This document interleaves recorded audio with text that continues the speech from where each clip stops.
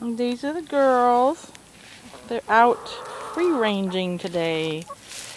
I just leave the door open and they'll go in and out as they please. We put some hay down. And look in there. Oh my gosh. Can't see. Oh, there we go. I got 3 little eggies. The red one was doing that. He was in there for she was in there for a long, long time. But they go in there, which is the glorified cat litter box. And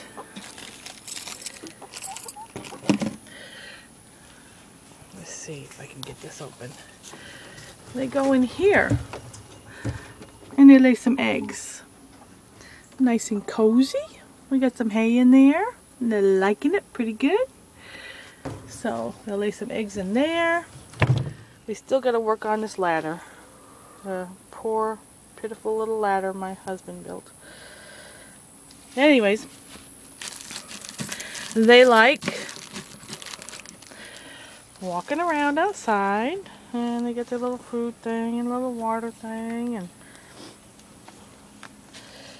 we make do with what we have. This is their little outdoor cage. I threw them a couple pomegranates that we had from a neighbor. They have a pomegranate tree.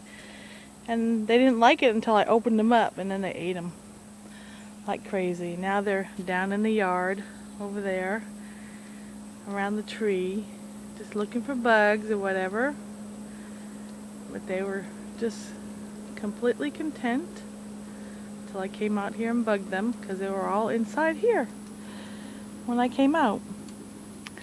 But I got 3 eggs right now in there. And then I found another one earlier, so that's 4 eggs just today.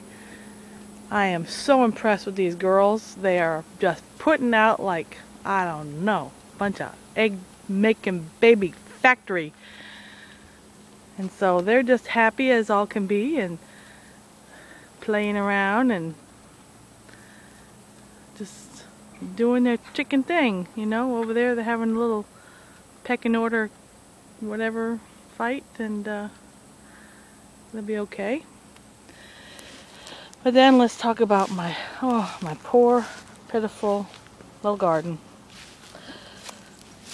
I have got new growth, but all during the summer I had nothing, and they kind of withered up to this. I'm kind of embarrassed to show YouTube world what I have, but this is it. It looks pathetic, but I wanted to pull them up the other day, and I said, no, I see new growth. I see flowers.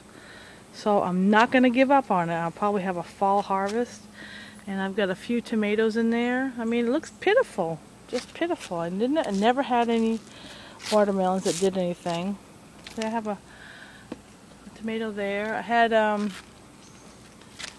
some hornworms in here, and I got them.